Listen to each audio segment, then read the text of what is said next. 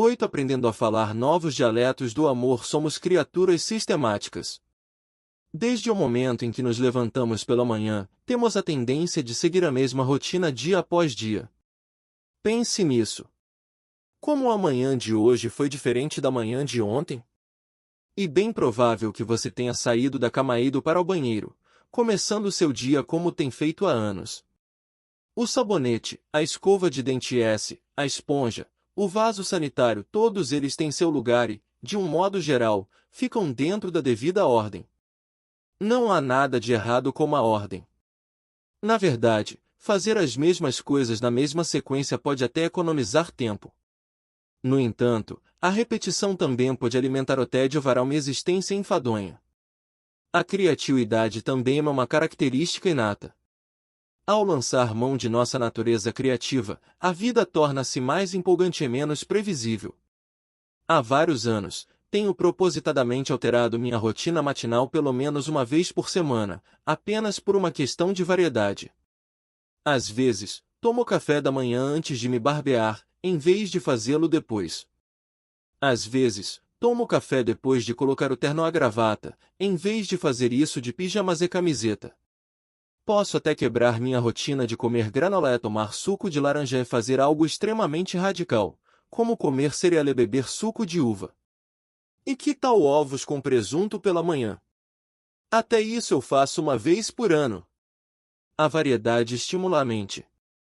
E mais fácil manter a mente ativa se você mudar a rotina. Gosto tanto dessa pequena amostra de criatividade matinal que estou começando a incorporá-la ao resto do dia.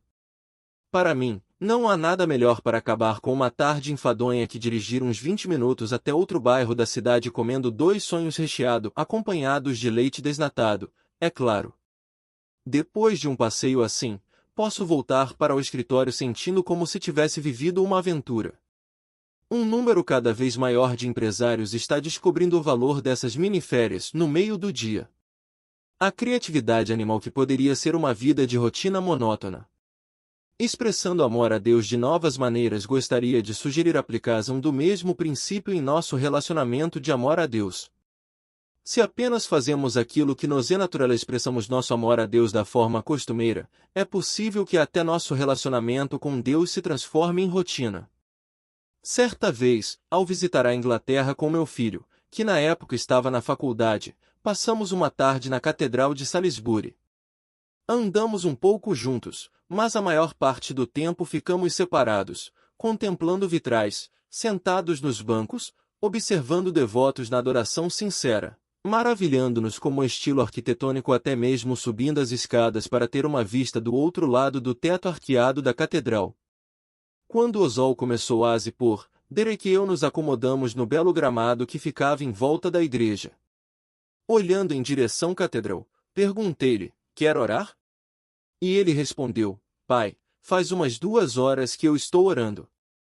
Um novo dialeto de oração. Sua resposta me fez calar. Não me entenda mal, fiquei profundamente tocado com minha experiência na catedral. Na verdade, foi isso que me levou a convidá-lo a orar. Queria que compartilhássemos aquela sensação que ainda havia ficado depois da experiência.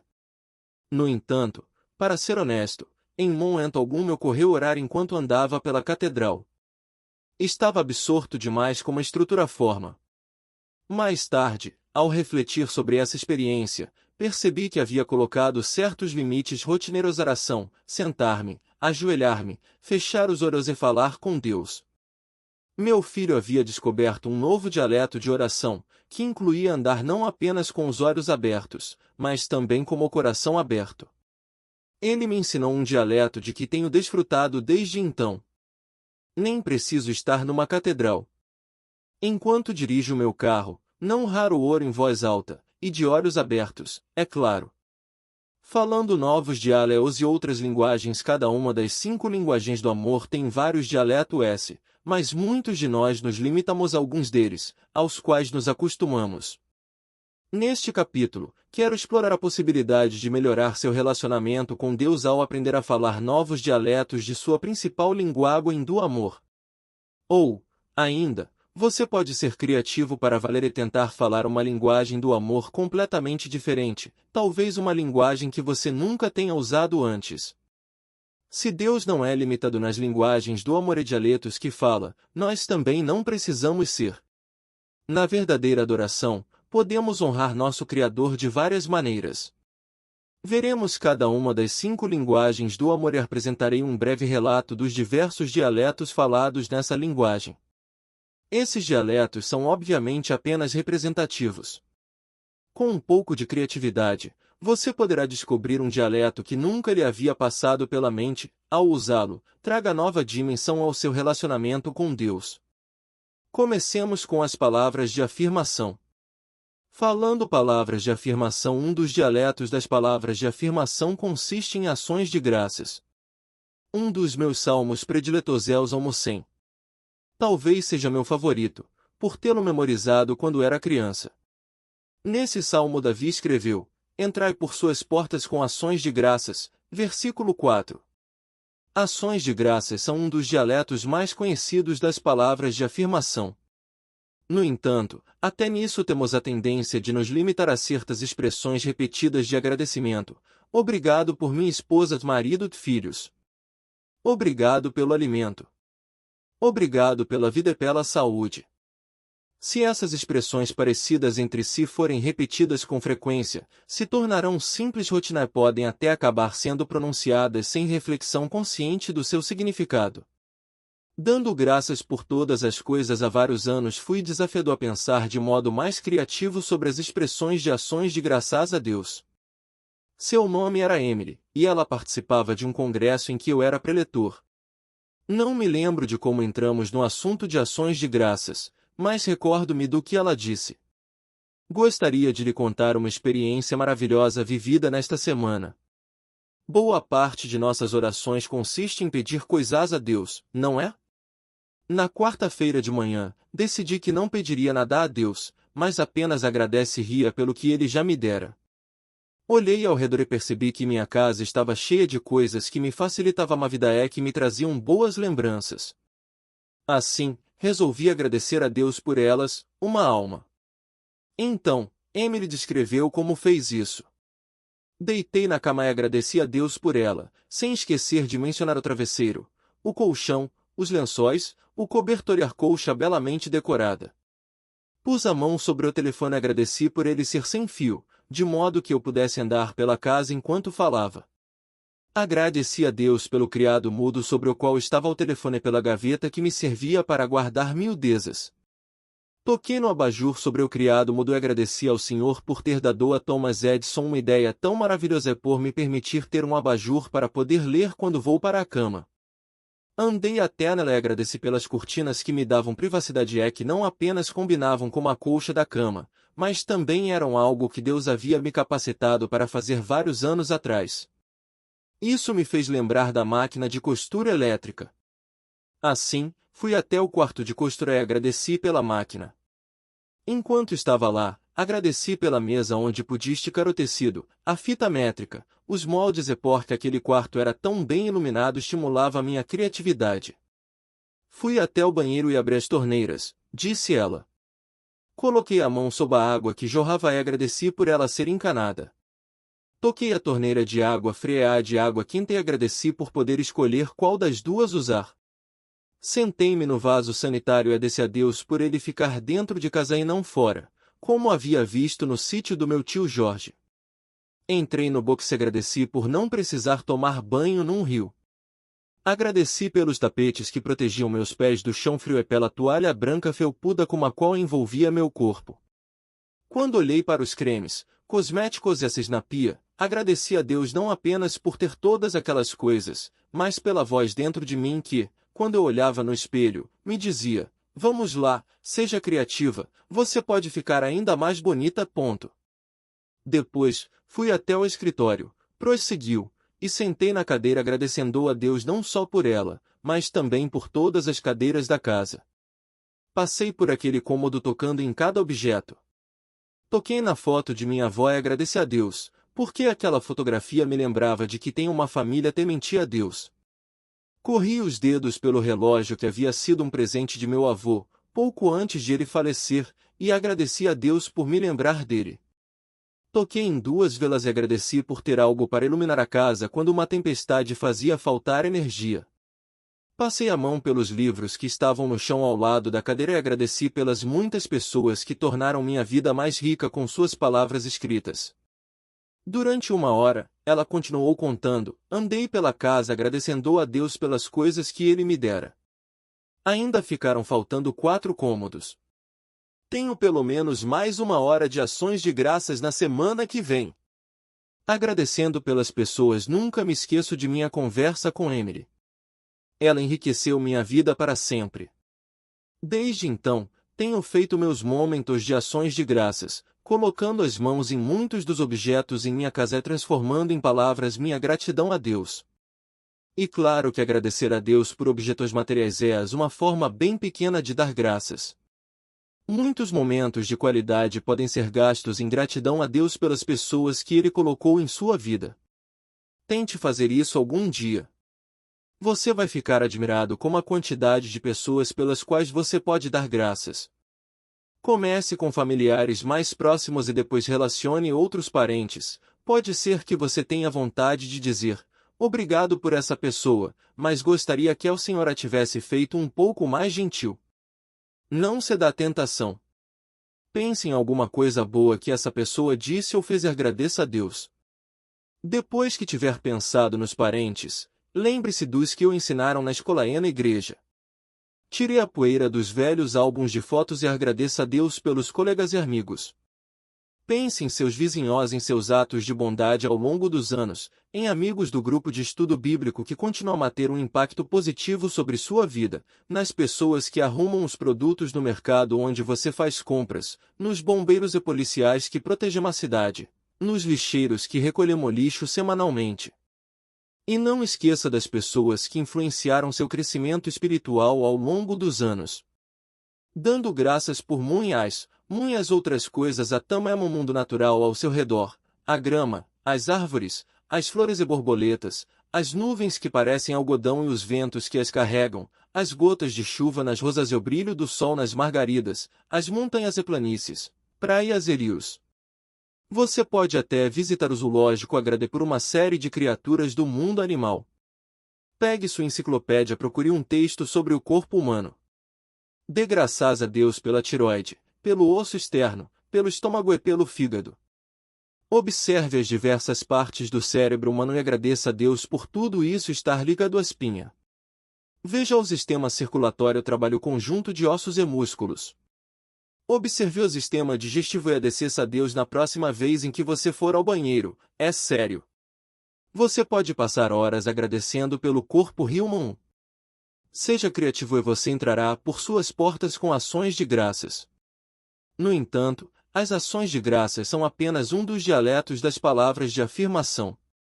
Também há o louvor. Louvor, o primo da ação de graças no Salmo 104, o salmista também nos desafia a entrar nos seus átrios com hinos de louvor. O louvor e a ação de graças são primos chegados. Enquanto o louvor concentra-se em Deus, a ação de graças volta-se para aquilo que Deus faz. No Antigo Testamento, a palavra usada para louvor vem do termo halal, relacionado com a ideia de fazer barulho, celebrar. Assim, o Salmo 100 começa com as palavras, celebrai com júbilo ao Senhor. A Bíblia tem muitos trechos em que os escritores irrompem em louvor. Ele surge espontaneamente do coração cheio de alegria, que marca a vida do povo de Deus. Oferecer louvores, proferir palavras de louvor, é, muitas vezes, associado com música.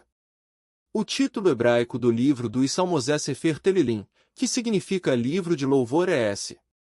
Cantar louvores era um elemento central tanto no Antigo como no Novo Testamento. A alegria interior que surge da ligação com Deus é expressa em louvores. Assim, o louvor deve ser um elemento marcante na vida do povo de Deus. Em oposição a isso, os incrédulos são conhecidos por sua recusa em louvar a Deus. Vê, por exemplo, RM 1h21. Louvor verbal e musical. Alguns dialetos o louvor a Deus pode ser expresso com ou sem música, em particular ou na adoração conjunta. O louvor verbal é uma forma de declarar a crença em um Deus santo, justo, todo-poderoso, misericordioso e amoroso. Não é apenas o Criador, mas também o Redentor. Possibilitou nossa ligação de amor com Ele, e por isso nós o louvamos. O fato de sermos seus filhos, agora é para sempre, nos serve de estímulo para louvá-lo. Se as palavras de afirmação constituem uma principal linguagem do amor de uma pessoa, então, para ela, será fácil verbalizar sua expressão de louvor a Deus. No entanto, pode-se cair no uso de frases e de palavras limitadas, expressas nos mesmos momentos e lugares. Quando isso acontece, até mesmo nosso louvor, que começou como algo tão autêntico, pode transformar-se em mero ritual. O livro de Salmos, hinos e cânticos de louvor podem ajudar a estimular sua criatividade, à medida que você busca palavras para louvar a Deus. Não é preciso saber cantar bem para usar essas expressões de louvor. Mesmo que você não se considere músico, pegue um hinário. Cante 1 ou 2 hinos para Deus, não se preocupe com a afinação. Para Deus isso não importa. Lembre-se de que o Salmo 101 diz, celebrai com júbilo ao Senhor e que, no original, celebrar equivale a fazer barulho. Depois de cada estrofe, expresse suas próprias palavras de louvor a Deus. Fique na janela observando a beleza da criação de Deus e leia o Salmo 19 em voz alta. Acrescente suas palavras de louvor depois de cada versículo. Você talvez se pegue usando palavras de louvor que jamais disse antes. Num dicionário bíblico, procure a palavra Deus. Enquanto lê o verbete que descreve as diversas características de Deus, declare suas palavras de adoração ao Senhor por aquilo que Ele é. Junte-se a outros para expressar louvores a Deus. Normalmente, isso é feito por meio de música e de cânticos com toda a igreja.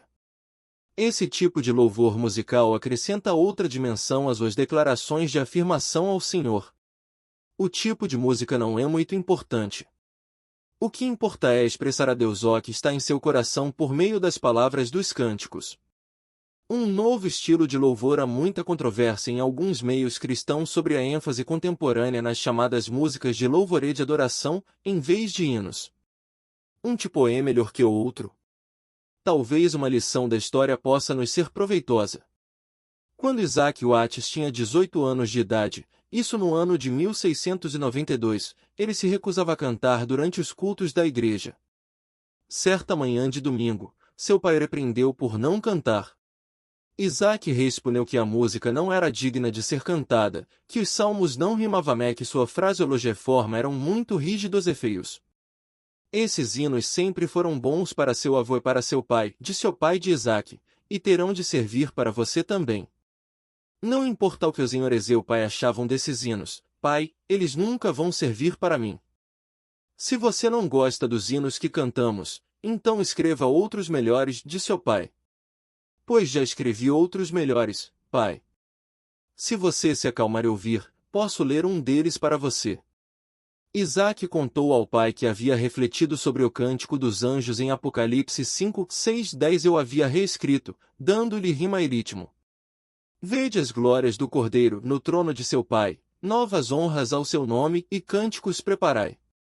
Pasmado, seu pai levou a composição de Isaac para a igreja, e, no domingo seguinte, a congregação gostou tanto que pediu a Isaac que trouxesse mais um hino no domingo seguinte, e no próximo, ao longo de mais de 222 semanas consecutivas.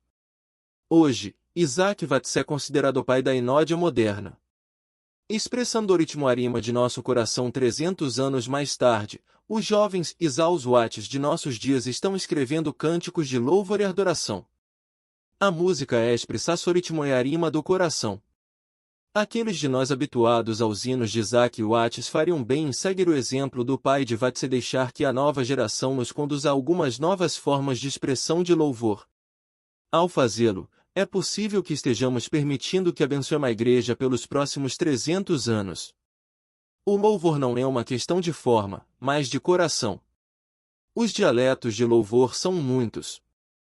Sugiro que continue a usar os dialetos do passado que lhes são significativos e que explorar possibilidades de intensificar o louvor a Deus experimentando novas formas.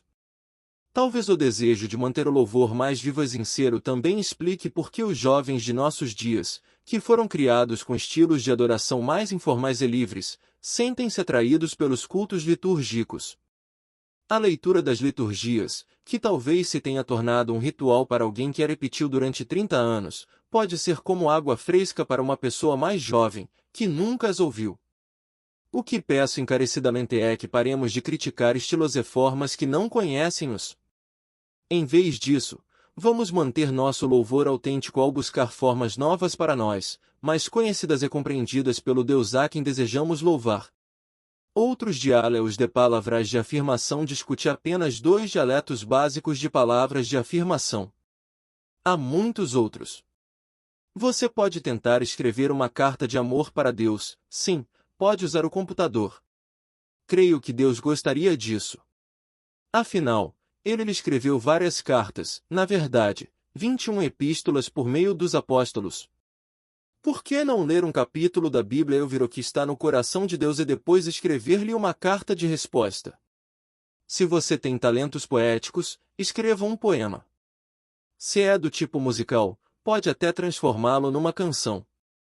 Se você tem talentos vocais, pode cantar para Deus e para os outros. Se você não tem talentos vocais, cante somente para Deus. Os diáletos para expressar amor a Deus por meio das palavras de afirmação são ilimitados. Você pode aprender sobre eles ao ler o que escreveram outras pessoas cuja principal linguagem do amor são as palavras de afirmação. Você pode aprender sobre isso numa discussão em grupo com amigos ou em momentos de meditação silenciosa. Mediante oração e reflexão, pedindo ao grande Criador que toque o espírito de criatividade que existe em você, é possível descobrir dialetos da linguagem das palavras de afirmação que nunca lhe passaram pela cabeça. Falando a linguagem da qualidade de tempo, os momentos devocionais de Karen com Deus, caso sua principal linguagem do amor seja a qualidade de tempo, vai ansiar profundamente por aqueles momentos em que pode ter um tempo a sós com Deus. Vê-a e facilmente se identificar com Karen, que disse, para mim, o ponto alto do dia é minha devocional com Deus. Quando lhe perguntei o que ela fazia nessa devocional com Deus, ela respondeu, normalmente, leio um capítulo da Bíblia, sublinho as frases ou palavras mais importantes, então, converso com Deus sobre aquilo que sublinhei. Algumas vezes, faço perguntas a Deus.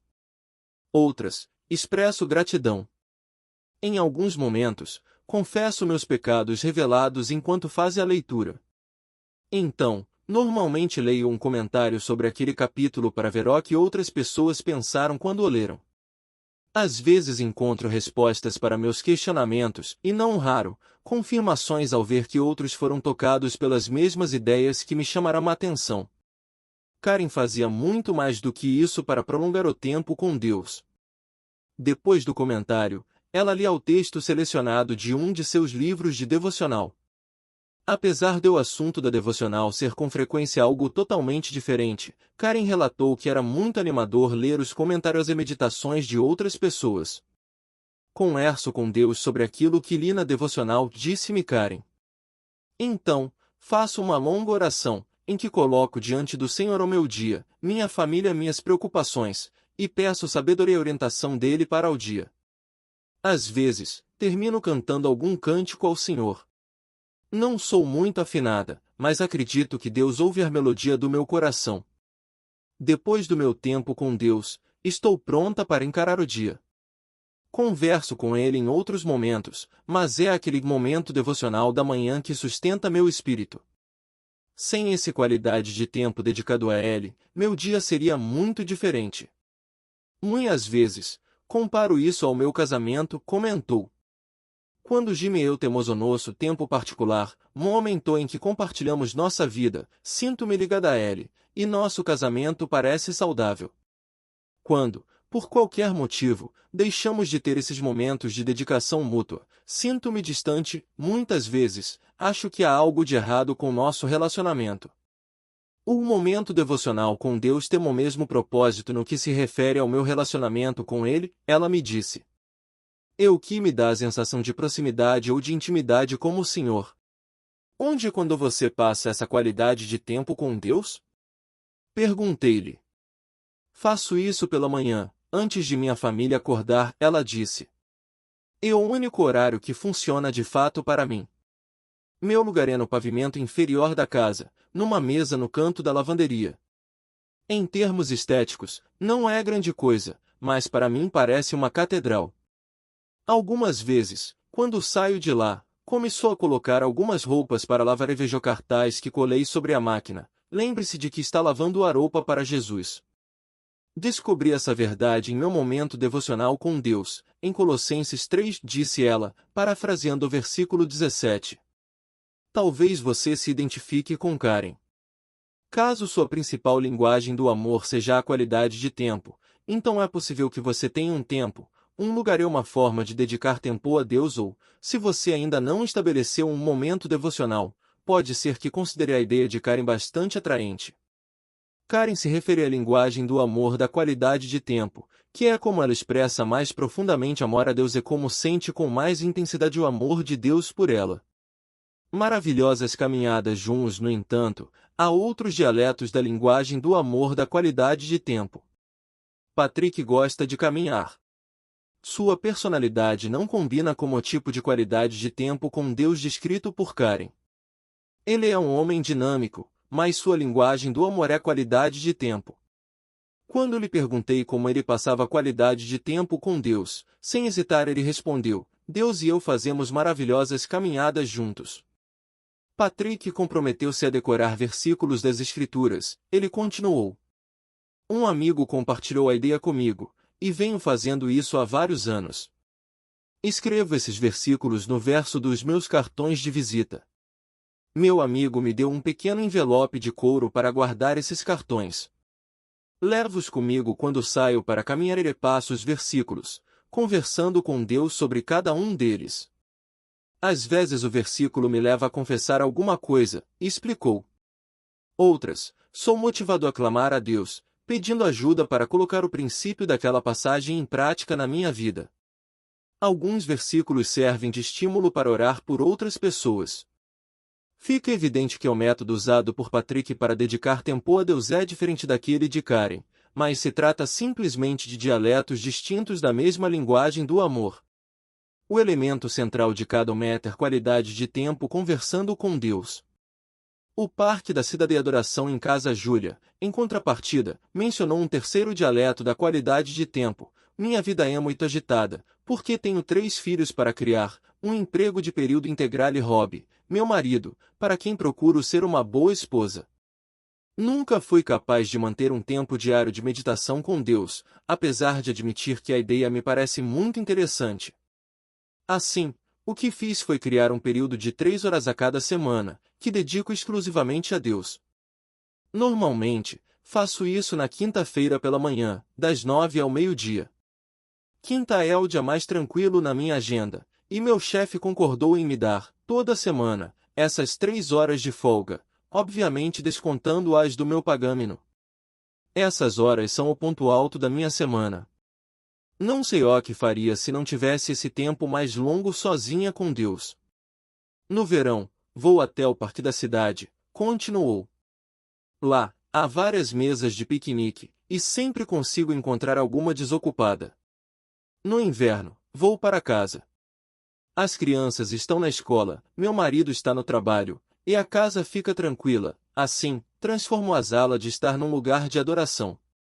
Em casa, Júlia canta hinos, lê a Bíblia e, muitas vezes, lê biografias. Ela diz que ler sobre a vida de outras pessoas lhe serve de encorajamento. Enquanto canto e leio, converso com Deus.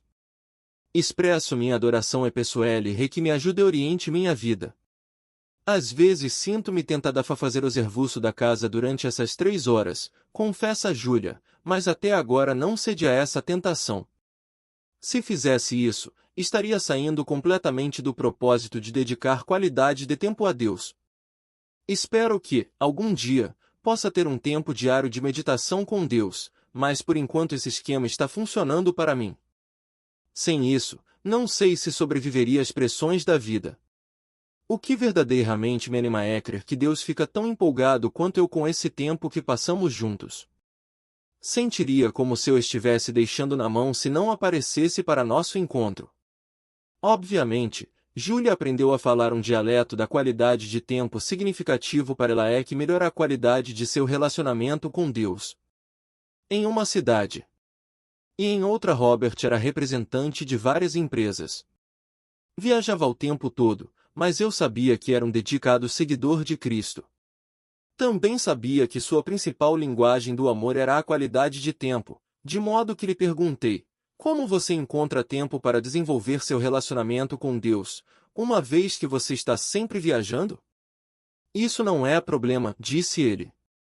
Todas as manhãs, antes de sair do quarto do hotel, passo 10 minutos ouvindo Deus e falando com Ele. Tenho um pequeno livro de devocionais que levo comigo na pasta de documentos. Sempre leio versículos comentários daquele dia e converso com Deus sobre o que lhe sobre o meu dia, e peço sua orientação. Então, no fim do dia, ele disse, normalmente estou em outra cidade, muitas vezes jantando com algum cliente. Seu tempo está bom, encontro uma praça e faço uma caminhada com Deus, orando sobre o dia, sobre minha família e sobre alguns amigos missionários. Depois dessa caminhada, sento e leio um capítulo da Bíblia, sublinhando o que me parece mais importante conversando com Deus sobre isso. Se as condições do tempo não permitem uma caminhada, continuou, uso a academia de ginástica do hotel e leio a Bíblia em meu quarto. Começar e terminar o dia conversando com Deus me mantém perto dele. Tenho feito isso há vários anos e não posso imaginar como seria não passar esse tempo com Deus todos os dias. Depois que leio a Bíblia, ligo para minha esposa e fico sabendo como estão as coisas em casa. Assim, nós dois também dedicamos tempo um para o outro, ao telefone. Outros diálogos da qualidade de tempo. Apresentei 4 exemplos de dialetos da linguagem do amor da qualidade de tempo, mas há muitos outros. Seja qual for seu estilo de vida, se sua principal linguagem do amor é a qualidade de tempo e amar a Deus de todo o coração, você vai encontrar uma forma de manter conversas de qualidade com Ele. Variações quanto a tempo, lugar e métodos também podem tornar mais interessantes suas expressões de amor por meio da qualidade de tempo que dedicar a Deus. Se, por exemplo, há uma catedral ou igreja na cidade onde você mora, pode informar-se sobre dias e horários em que está aberta e, se lhe for conveniente, ter seu qualidade de tempo com Deus nesse lugar. Se você é uma pessoa que fica muito tempo dentro de casa ou do escritório, pode procurar ter um tempo dedicado a Deus em algum lugar ao ar livre, mesmo que as condições meteorológicas não sejam muito convidativas. Conversar com Deus na chuva pode ser uma nova experiência. Afinal, Ele é o Deus que dá a chuva. Se sua agenda é muito cheia, usar o horário de almoço para ficar sozinho com Deus pode ser a melhor pedida do cardápio. Criar um tempo e encontrar um lugar pode ser uma tarefa difícil, no contexto de nosso mundo agitado, mas o coração que pertence a Deus e a pessoa cuja linguagem do amor é a qualidade de tempo encontrarão um lugar e um momento. Seu coração clama como o coração do salmista, como suspira a corça pelas correntes das águas, assim, por ti, ó Deus, suspira a minha alma. A minha alma tem sede de Deus, do Deus vivo, quando irei e me verei perante a face de Deus. 88. É esse anseio intenso do coração que nos leva a ser criativos ao falar com Deus na linguagem do amor da qualidade de tempo. Se essa não é a sua linguagem do amor, pode ser que você queira aprendê-la ao procurar falar em um dos dialetos tratados acima. Falando a linguagem dos presentes, um casal jovem, juntos há apenas 6 meses, aceitou meu desafio de dar $1.000 para a oferta missionária anual de nossa igreja no Natal seguinte. O plano que lhe sugere era simples. Tomar a decisão e, então, separar $20 por semana durante 50 semanas. Um ano depois, o casal foi até meu escritório com um envelope contendo 50 notas de $20. Eles planejavam colocá-lo no cesto de coleta no domingo seguinte. Estavam explodindo de alegria por poder contribuir com a obra de Deus no mundo. A esposa disse: houve umas 2 ocasiões em que dissemos um ao outro: bem, se pegássemos um pouco daquele dinheiro da oferta para missões, poderíamos fazer isso ou aquilo, mas então dizíamos: não, essa é a nossa oferta para Deus. Não ousemos pegá-la para nós. Algum tempo depois, estava visitando uns amigos que conheço há muitos anos, aos quais chamarei de Jane e Mike. Havia sido convidado para falar na igreja deles no domingo de manhã e ainda estava bastante empolgado sobre o que vinha acontecendo como oferta anual para missões em minha igreja, especialmente com essa lição sobre a alegria de dar ofertas. Depois de ouvir sobre esse jovem casal, Mike me disse: "Deixe-me contar a nossa história. Antes de minha esposa e eu nos casarmos, nós dois havíamos sido ensinados a separar 10% de nossa renda para Deus. Fazíamos isso desde que nos conhecíamos por gente, de modo que, quando nos casamos, estávamos absolutamente de acordo que daríamos o mesmo percentual de nossa renda para Deus. Ofertas de gratidão. No final do primeiro ano, comentei com minha esposa que, no Antigo Testamento, as pessoas davam 1/10 de sua renda. Mas nós, que somos abençoados com a dádiva da vida eterna em Jesus e temoso Espírito Santo, que nos concede o dom da vida, deveríamos, na verdade, oferecer a Deus mais do que eles davam no Antigo Testamento. Assim, perguntei a Jane o que ela achava de aumentarmos nossa oferta para 11% em lugar de 10%. Ela concordou e, naquele ano, foi o que fizemos. No final dele, havia sobrado mais dinheiro do que no ano anterior. Portanto, sugeri a Jane que deveríamos aumentar nossa oferta para 12%. Ela concordou prontamente, e isso se tornou um padrão de vida para nós. Cada fim de ano tínhamos mais dinheiro sobrando que no ano anterior, então a cada ano aumentávamos nossa oferta em 1%. Há quanto tempo vocês são casados? Perguntei. Há 49 anos, ele respondeu com um sorriso. Não levei muito tempo para fazer as contas e descobrir que ele e a esposa estão agora devolvendo 58% de sua renda a Deus. Podia notar que, para eles, essa era sua maior e mais pura alegria. Mais que contribuições em dinheiro, no entanto, expressar amor a Deus por meio da linguagem do amor dos presentes não se limita a dinheiro. De acordo com Jesus, um copo de água fresca oferecido a um homem sedento é uma expressão de amor a Deus que não passará despercebida pelo Pai. Mt 10:42. O amor a Deus é normalmente expresso no suprimento das necessidades físicas de suas criaturas: o que comer, o que beber, o que vestir e onde morar. Grande número de seguidores de Cristo considera o ato de ofertar sua principal expressão de amor a Deus. Não há nada que lhes dê mais prazer que ser um meio de suprir as necessidades de outros. Quando grupos de ONGs fazem campanhas para arrecadar alimentos para os necessitados, essas pessoas estão entre as primeiras a participar.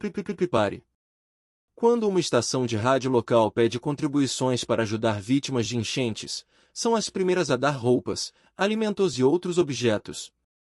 Em contrapartida, tenho um amigo que raramente responde a esse tipo de apelo, mas ainda assim sua principal linguagem do amor consiste em dar presentes. Ele é investidor. Regularmente, ele transfere suas ações mais rentáveis para organizações cristãs. Não há nada que eu faça mais feliz. As doações lhe permitem benefícios no imposto de renda e, ao mesmo tempo, beneficia empreendimentos cristãos em todo o mundo. Ele tem grande prazer em doações em que todos saem ganhando. Dando NCORAJAMENTO existe um dialeto do ato de dar que não tem nenhum valor monetário, mas que demonstra, de modo profundo, o amor de uma pessoa por Deus. Trata-se da dádiva das palavras de encorajamento. Di não é um homem rico. Na verdade, mora em uma pequena cidade que vive da indústria têxtil. Sua casa tem mais de 70 anos e precisa de uma reforma urgente. Sua conta bancária não está muito recheada, mas seu coração está cheio. Ele é um maravilhoso seguidor de Cristo. Ele me disse: desperdicei os primeiros 50 anos de minha vida. Deixei que o álcool e as drogas controlassem minha existência em companhia. Porém, certa noite, numa missão, entreguei minha vida a Jesus, e os líderes da missão me convidaram para morar num sítio deles. O ano em que passei naquele sítio mudou minha vida completamente. Só então me dei conta de que não precisava ser controlado pelo álcool e pelas drogas, mas sim pelo Espírito de Deus, que queria transformar minha vida em algo bom. Os últimos 15 anos têm sido os melhores, disse ele. Tenho um emprego fixo, estou comprando minha casa, Melhor que isso, em minha igreja tenho uma família de amigos que me amam. Não tenho muito dinheiro, mas meus amigos sempre dizem que isso não importa. Minha oferta é de palavras de encorajamento. Pego versículos da Bíblia que têm significado muito para mim nos últimos 15 anos, escrevo-os em cartões e entrego às pessoas os que considero apropriados. Muita gente, concluiu, já me disse quanto esses versículos foram importantes para a sua vida. Também oro por essas pessoas. Como você sabe, a oração é uma excelente maneira de animar as pessoas. Jim está expressando seu amor a Deus ao dar esses presentes. Outros diálogos da linguagem dos presentes têm outro amigo que contribui em projetos. Ele dá ofertas regularmente em sua igreja, mas o que o empolga de fato é ofertar para um determinado projeto. Uma campanha para arrecadar cadeiras de rodas para pessoas necessitadas de várias partes do mundo lhe chamou a atenção. Acabou doando 15 cadeiras, mas esse é apenas um dos muitos projetos para os quais ele já contribuiu ao longo dos anos. Existe algo no ato de dar um presente específico para um propósito específico que ele visualiza mentalmente que torna a sua oferta uma expressão maior de amor a Deus. Muitas pessoas podem se identificar como o dialeto do ato de presentear. Caso dar presente seja sua principal linguagem do amor, deixe-me sugerir-lhe que considere o aprendizado de novos dialetos de contribuição, procure expandir seus horizontes ao ofertar de maneiras diferentes ou dar coisas diferentes. Para aqueles que só dão dinheiro, pensem em contribuir com alimentos. Para aqueles que contribuem regularmente com ofertas materiais, considerem presentes não materiais, como palavras de encorajamento. Com um pouco de criatividade, você pode expandir sua principal linguagem do amor de modo a melhorar sua expressão de amor a Deus. Em contrapartida, se contribuir sempre foi difícil para você, escolha um dos dialetos mostrados acima e comece a aprender do amor dos presentes. Falando a linguagem das formas de servir, Cal aposentou-se de seu emprego como engenheiro elétrico 20 anos atrás. Desde então, já construiu beliches para um acampamento de jovens em Honduras, um refeitório e uma cozinha para um seminário nas Filipinas, 2 casas novas para missionários em Mali, na África Ocidental. Reformou dormitórios e cozinhas num acampamento de jovens no Peru, ajudou a construir prateleiras para uma livraria em Honduras, construiu uma casa para um médico missionário em Togo, na África Ocidental, e ajudou a construir um acampamento que serve de base para missionários voluntários na Albânia. Por que um engenheiro aposentado ainda está trabalhando? Porque ele ama a Deus, e sua principal linguagem do amor consiste em formas de servir. Ele usa suas aptidões para proclamar seu amor a Deus e ao Filho de Deus, Jesus. Além de seu trabalho em vários países, ofereceu um ano de supervisão na construção de um templo para uma nova igreja no estado da Geórgia e outro ano fazendo o mesmo para uma igreja da Carolina do Norte. Construiu estandes de livros para o pastor de uma pequena igreja de Nova Jersey, ajudou a reformar salas de aula de uma escola no Tennessee, quando não está em viagens missionárias, é professor na escola dominical de sua igreja. Cal se arrepende apenas de uma coisa: arrependo-me de não ter me aposentado antes, pois poderia ter feito mais. Servindo ao COZINHARSCONSTRUIR. É claro que não é preciso ser aposentado para expressar amor a Deus por meio da linguagem do amor de formas de servir, que tem muitos dialetos. Desde que conheço Marie, raramente deixou o fogão esfriar. Sua cozinha é um lugar de adoração. Ela declara amor a Deus ao preparar as refeições.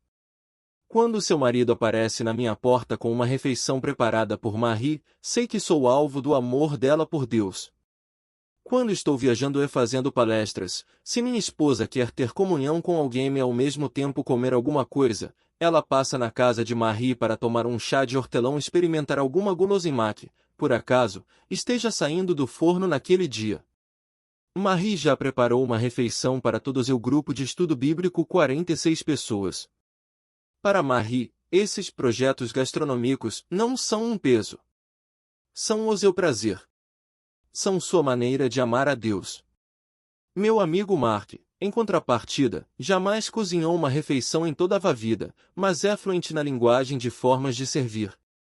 Mark trabalha na aviação comercial, mas toda a época de Natal e Páscoa ele pode ser encontrado num andaime no alto da igreja.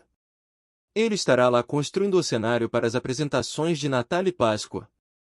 Durante 2 semanas, ele reúne voluntários e transforma-os em construtores profissionais. O resultado final é de fazer concorrência com shows da Broadway. A motivação de Mark não é financeira. Uma vez que seu trabalho é voluntário, seu desejo também não é receber elogios. Ele até prefere ficar nos bastidores. Para ele, construir palcos e cenários é uma das formas de expressar amor a Deus. Milhares de pessoas são abençoadas todo Natal e Páscoa, porque Mark fala a linguagem do amor dos formas de servir. Por falar em construtores, nenhum deles é mais engenhoso que Millard Fuller, fundador da Habitat for Humanity Habitações para a Humanidade, um ministério de construção de casas. Jamais me esquecerei da primeira vez que encontrei Millard. Ele é um homem alto e esbelto com o entusiasmo de um técnico dos grandes times de futebol. Quando terminou o discurso, aqueles de nós que se haviam voluntariado para o projeto de construção já sentiam que estavam prestes a embarcar numa grande aventura. Uma semana depois, quando a casa estava terminada, reunimos-nos para consagrá-la e para entregar as chaves ao novo proprietário. Millard levantou para fazer a entrega e, com as chaves, deu de presente uma Bíblia com a seguinte dedicatória: na verdade, fez Jesus diante dos discípulos muitos outros sinais que não estão escritos neste livro. Estes, porém, foram registrados para que creiais que Jesus é o Cristo, o Filho de Deus, e para que, crendo, tenhais vida em seu nome. 89. De acordo com ele, sua motivação para fundar a organização Habitat for Humanity foi mostrar o amor de Deus e orar para que todos os seres humanos viessem a conhecer a Jesus Cristo de modo pessoal. Eu sabia que ele não era apenas um filantropo de obras sociais. Tratava-se de um homem com profundo amor por Deus. Habitat for Humanity foi o veículo para falar a linguagem do amor das formas de servir. Há também James Lanin. Você provavelmente não o conhece, mas eu jamais me esquecerei dele. Há mais de 40 anos, eu era pastor de uma igreja numa cidadezinha do estado da Carolina do Norte. James era um dos diáconos da igreja, eletricista profissional e também encanador. Certo dia, ele me chamou de lado e disse: "Olhe, pastor, quando sua casa ou a igreja precisarem de algum serviço de encanamento ou eletricidade, não vá chamar um encanador ou eletricista, ligue para mim. Não há muito que eu possa fazer para Deus, mas posso trabalhar com essas duas coisas. Essa é minha forma de agradecer ao Senhor por tudo o que Ele tem feito por mim." Entendeu bem? Entendi sim, e, quando precisava de um eletricista ou encanador, ligava para o James. Era uma alegria vê-lo demonstrar amor a Deus. As pessoas cuja principal linguagem do amor consiste em formas de servir usam as aptidões que possuem, sejam quais forem, para realizar a obra de Deus. Elas estão seguindo do Mestre, que andou por toda parte fazendo obra em 90. Nem todos possuem aptidões técnicas, mas são abelhas operárias que varrem folhas da grama, limpam calhas e entregam refeições. Buscam servir a outros como expressão de amor a Deus. Certa vez, eu estava fazendo compras no supermercado e encontrei uma mãe com 3 filhos, de 8, 12 anos de idade. Perguntei: "O que você e as crianças estão fazendo nas férias?" "Uma vez por semana, vamos a um lugar que distribui refeições para pessoas carentes e ajudamos a ao seu mirimimimereu mimurerau vurau seu furauere moririmeurauremo merau depois." As crianças adoram, e é algo que eu sempre quis fazer. Pelo fato de tê-la aconselhado do seu marido também vários anos antes, sabia que a principal linguagem do amor dela era a formais de servir. Foi bom vê-lo expressando amor a Deus dessa forma. Também foi bom ver que ela estava ensinando os filhos a falar essa linguagem do amor. Devo admitir que a maioria das mães com as quais me encontro nas férias estão levando os filhos para o clube ou para assistir a algum jogo. E um refrigério ver uma mãe ensinando os filhos a mamar a Deus expressando amor a outras pessoas.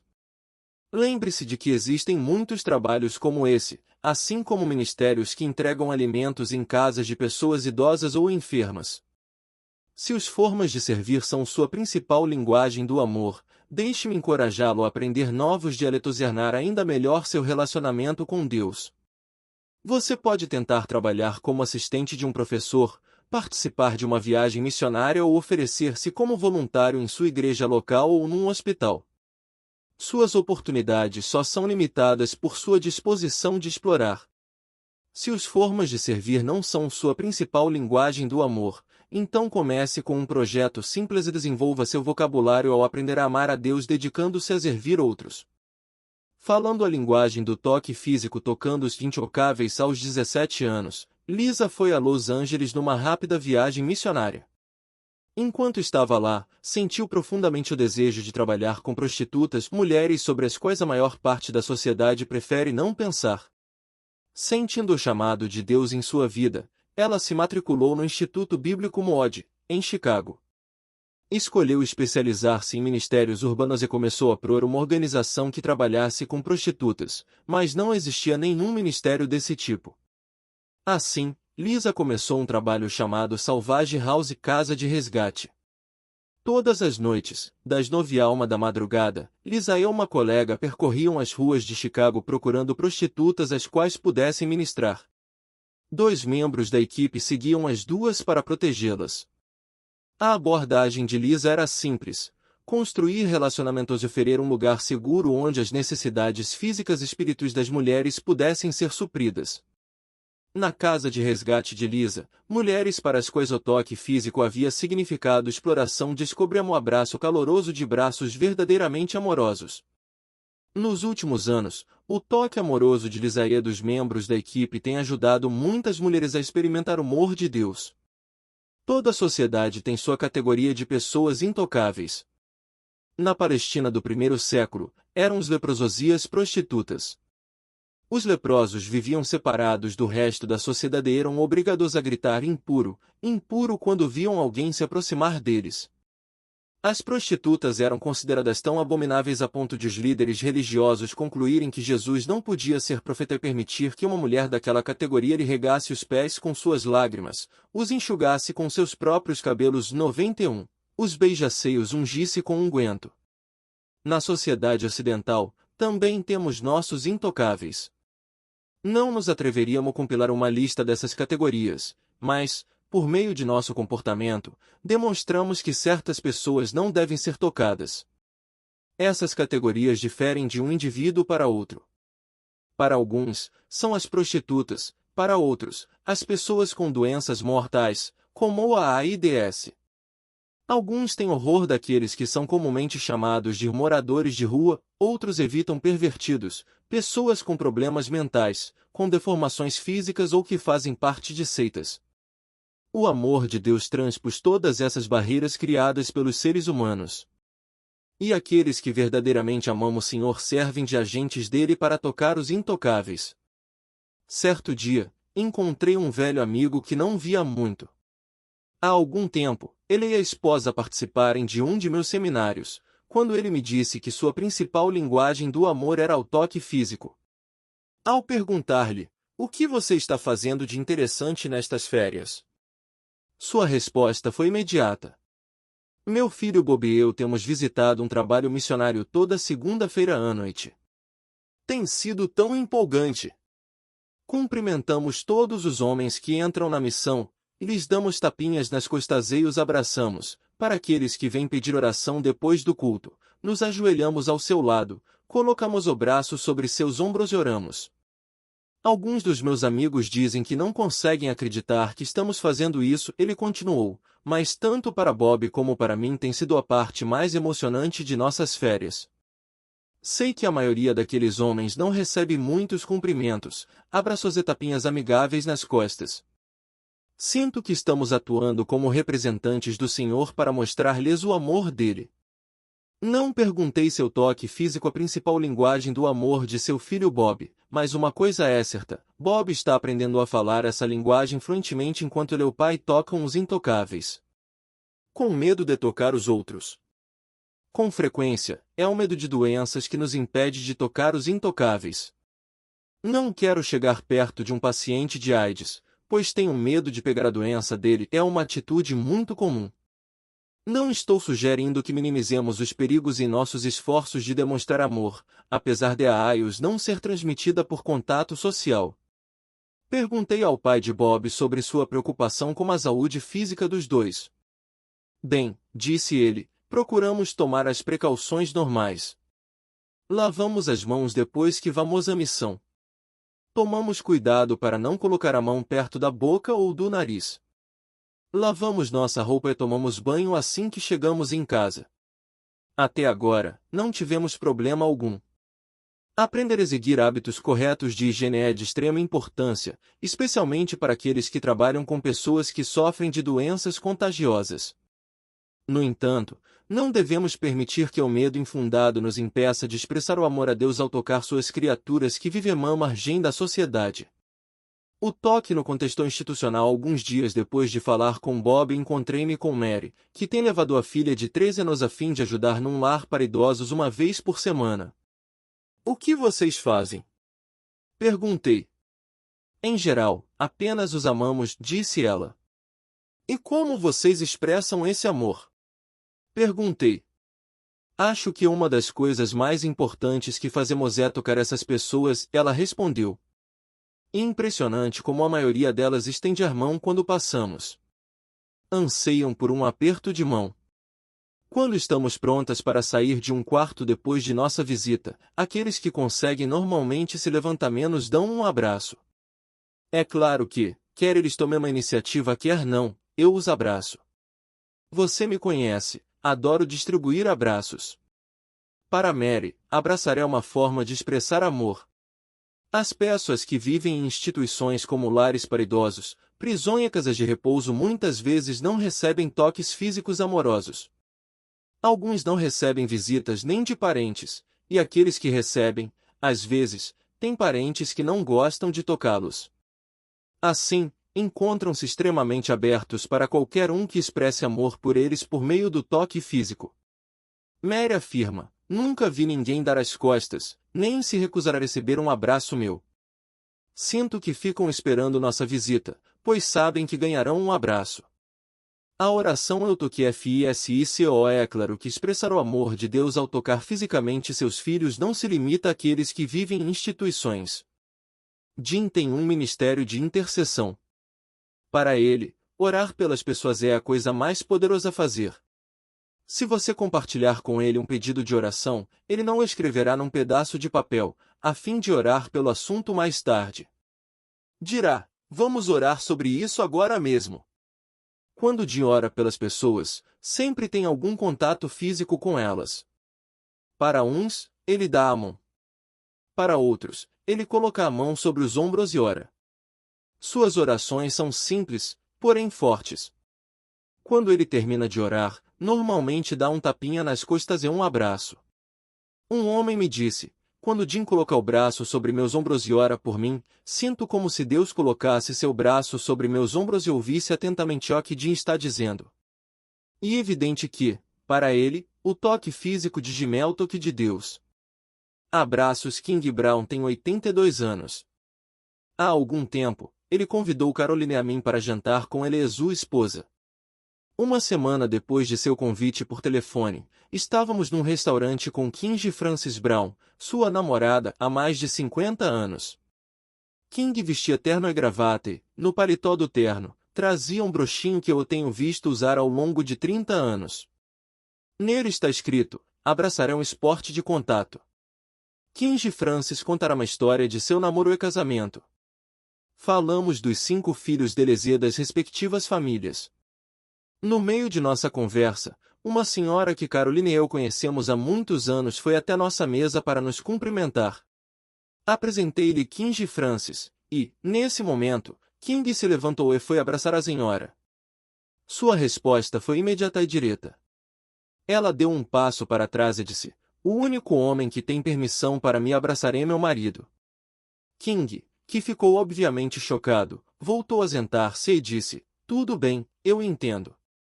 A senhora explicou mais uma vez o seu ponto de vista, e ele repetiu que compreendia. Quando ela foi embora, King nos disse, em mais de 60 anos abraçando pessoas, ela é a segunda que recusa um abraço. Acho que, em 60 anos, não é uma média tão ruim. Conhecemos King Francis há mais de 30 anos. Jamais encontrei alguém que falasse a linguagem do amor do toque físico de modo mais fluente que ele. Ao sair do restaurante, foi lindo ver como ele ajudou Frances a pegar seu casaco, tocou-a nas costas e segurou-lhe a mão, enquanto andava até o carro. Depois de 5 filhos e 50 anos de casamento, ele ainda expressa amor através do toque afetivo. O principal dialeto do toque físico é abraçar as pessoas. Jovens ou velhos, homens ou mulheres, casados ou solteiros, quem se encontrar com ele será abraçado. E, se puxam conversa, em menos de 5 minutos ele estará falando sobre Deus. Desde que conheço King, ele expressa um amor intenso por Deus. Certa vez, ele me disse: "Você ficaria surpreso em saber quantas pessoas dizem que meu abraço é o primeiro que ganham em um mês." Acho que as pessoas não percebem como abraçar é um gesto poderoso. Creio que King está certo e também concordo que 2 recusas em 60 anos não é uma média ruim. Quando você compreende que as pessoas são feitas à imagem de Deus, que Ele as ama intensamente e que você é representante dele aqui na Terra para expressar esse amor, o toque físico torna-se mais que uma gentileza social. Passa a ser uma expressão extremamente significativa do amor de Deus. Seu toque físico é a sua principal linguagem do amor. Espero que você seja o braço de Deus sobre o ombro de muitas pessoas. O toque apropriado numa cultura em que a exploração sexual tornou-se tão habitual, sinto a necessidade de dizer que as verdadeiras expressões de amor por meio do toque físico devem sempre visar o bem da pessoa que é tocada. Caso seja motivado pelo desejo de manipular e, assim, satisfazer os próprios desejos sensuais, o toque físico deixa de ser uma expressão de amor. Aqueles que usam a linguagem do amor do toque físico de modo abusivo deixaram de ser veículos do amor de Deus. Deixe-me acrescentar também que, apesar de esse tipo de exploração ser comum na cultura de nossos dias, não se deve permitir que o medo de ser mal interpretado impeça de falar a linguagem do amor do toque físico. Quando um amigo meu voltou do Quênia, na África Oriental, contou-me da conversa dele com uma senhora cujo marido tornou-se cristão. Ele lhe perguntou: "Qual foi a maior mudança que a senhora notou em seu marido quando ele se tornou seguidor de Jesus?" "Ele parou de bater em mim", ela respondeu sem hesitação. Os verdadeiros seguidores de Jesus jamais usarão toque físico como meio de fazer mal a outros, mas o verão como meio de expressar o amor de Deus às pessoas. O propósito deste capítulo é encorajá-lo a intensificar seu relacionamento de amor com Deus ao usar novos dialetos da sua principal linguagem do amor e, quem sabe, a explorar a possibilidade de aprender uma segunda ou terceira linguagem do amor com Deus. Espero que, ao falar em novas linguagens e dialetos, seu relacionamento de amor com Deus continue a crescer e a ser sempre vibrante.